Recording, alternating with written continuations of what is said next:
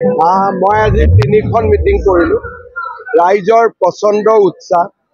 Result কি হয় বেলেগ কথা, কিন্তু হেৰগাঁও, ভৈৰৱকুণ্ড, গোৰেশ্বৰ এনে মিটিং দেখিলে এনেকুৱা লাগে যেন 3খনতে বিজেপি বহুত ভোটত জিকিব।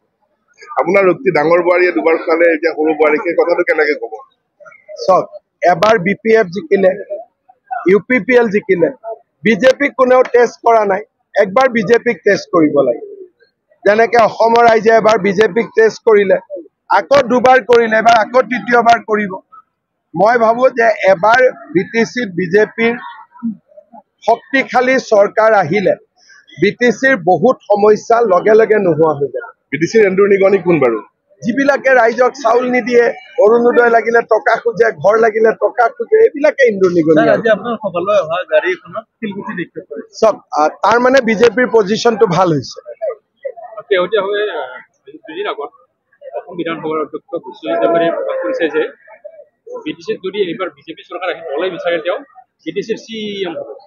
মইতো তেওঁক স্পীকাৰ হিচাপে বিচাৰি আছো বৰ্তমানলৈকে, পিছত দেখা যাব।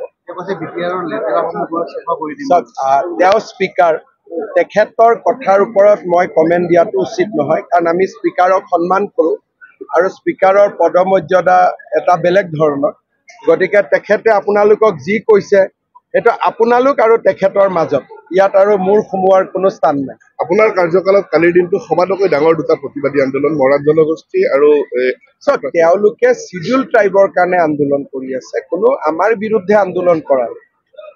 চিডিউল ট্ৰাইব লাগে, তেওঁলোকৰ দাবীটোক আমিও সমৰ্থন কৰোঁ। গতিকে এইটো কাৰো বিৰুদ্ধে আন্দোলন নহয়, আন্দোলনটোত বিজেপিৰ মানুহো লগত আছে, কাৰণ এইটো গোটেই জাতিটোৰে দাবী হয়। মৰাণত বিজেপি আছে, তেওঁলোকো আন্দোলন কৰিছে। কোচ ৰাজবংশীত বিজেপি আছে, তেওঁলোকো আন্দোলন কৰিছে। দাবীটো ন্যায্য দাবী।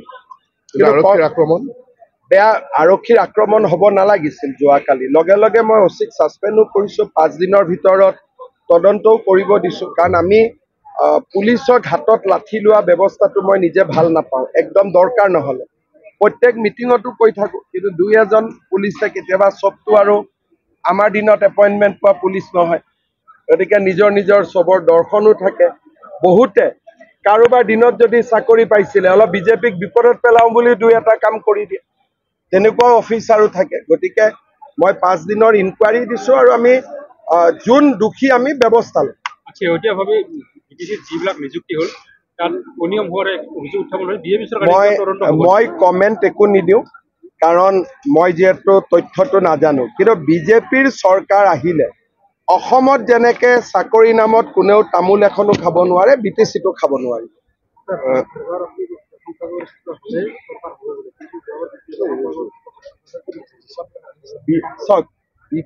BPF-এ 16টা পাইছিল, সংখ্যাগৰিষ্ঠ মানেতো 21টা। গতিকে 21টা পালে আৰু কাৰ লগত কৰিব? কিন্তু 16টাত কেনেকে হ'ব? চৰকাৰ হ'ব কাৰণেতো 21টা লাগিব। আৰু তেওঁলোকে পাকো লগাই থৈ দিছে। এতিয়া 3টা চিটত 6 জন উঠিছে, মানে 3টা চিটত 2টা উঠিছে। আকৌ জিকিলেও সেইবিলাক কমি কমি যাব তেওঁলোকৰ পৰা, আকৌ উপ নিৰ্বাচন। গতিকে সমস্যা তেওঁলোকেও বহুত কৰি থৈ দিছে। গতিকে দেখা গৈছে স্যাৰ বিজেপি 2 নম্বৰত থাকিব বুলি কৈছে। চব হাগ্ৰামা মহিলাৰীও কৈছে বিজেপি 2 নম্বৰত থাকিব, প্ৰমোদ বড়োৱেও কৈছে বিজেপি 2 নম্বৰত থাকিব। কিন্তু মোৰ কথাটো হ'ল যে প্ৰমোদ বড়ো আৰু হাগ্ৰামা মহিলাৰী একলগ হৈ থাকিব লাগে, যাতে BTCত কোনো বিভাজন নহয়। বড়ো সমাজ একেলগে থাকিলে, লগত আমিবোৰ থাকিলোঁ, BTCৰ উন্নতি হ'ল। কিন্তু একলগ নহ'ল কাৰণেই গণ্ডগোল ইলেকশ্যনটো হৈ আছে। SITৰ প্ৰতিবেদন আপুনি পঢ়ি সিদ্ধান্ত লোৱাৰ পিছত গৌৰৱ গগৈৰ পৰিণাম কি হ'ব আজিৰ দিনটোত?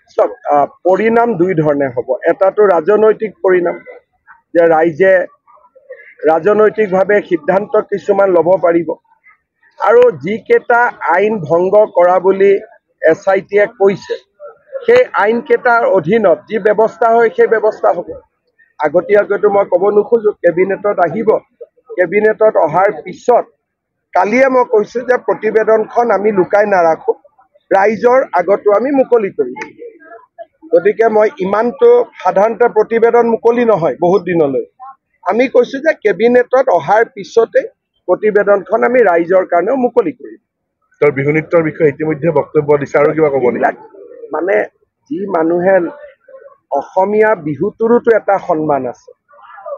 যি দেউতাকে নিজৰ ল'ৰা ছোৱালীক বাচ্চাতে বিদেশী নাগৰিক কৰি দিয়ে, যাৰ ঘৈণীয়েকে নিজৰ গিৰিয়েকৰ কথা নামানে, আমাক কেনেকে কথা মনোৱাব? এজন মানুহৰ ব্যক্তিত্বৰ পৰিচয় হয় নহয়, মই ভাৰতীয়, মোৰ যদি ঘৈণীক মই ভাৰতীয় কৰিব নোৱাৰো আৰু ল'ৰা ছোৱালী কেইটাকো মই ভাৰতীয়ৰ পৰা যদি বিদেশী কৰি দিওঁ, মোৰ ৰাজনীতি কৰাৰ অধিকাৰ আছে নেকি?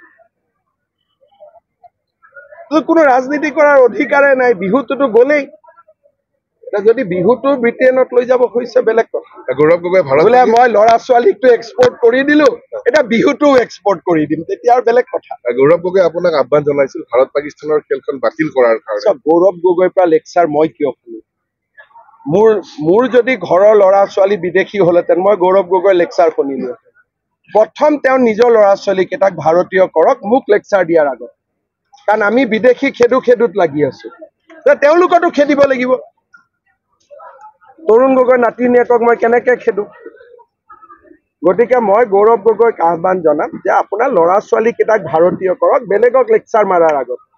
আননেচেচাৰী এইবিলাক বিহু নাচি ফক্কৰবাজি কৰি এইবিলাক কোনো কথা নাই। বিহু আমি 10,000 ল'ৰা ছোৱালীক লৈ য'ত নচাব লাগে আমি নাচিছো। এইবিলাক এনেকে আৰু কালি অলাগতিয়াল ক'ৰবাত কোনোবাই জইন কৰিছে, বিহু নাচি দেখুৱাইছে যেন মই বিৰাট মানে আৰু ফূৰ্তিত আছো। এইবিলাক আজিকালি সৰু বাচ্চাইও বুজি। গতিকে যদি মই অসমীয়াক ইমান ভাল পালোহেঁতেন, মোৰ ল'ৰা ছোৱালী কেইটাক মই অসমীয়া কৰি ৰাখিলোহেঁতেন। মই কিয় বিদেশী হ'ব দিম? হয়নে নহয়? গতিকে মোৰ কি অধিকাৰ আছে? এনে দুই এটা চেনেলে ভাল পায়, এইটো বেলেগ কথা, কিন্তু সেইবিলাক চেনেলৰ মতেতো আৰু মানুহে ভোট নিদিয়ে।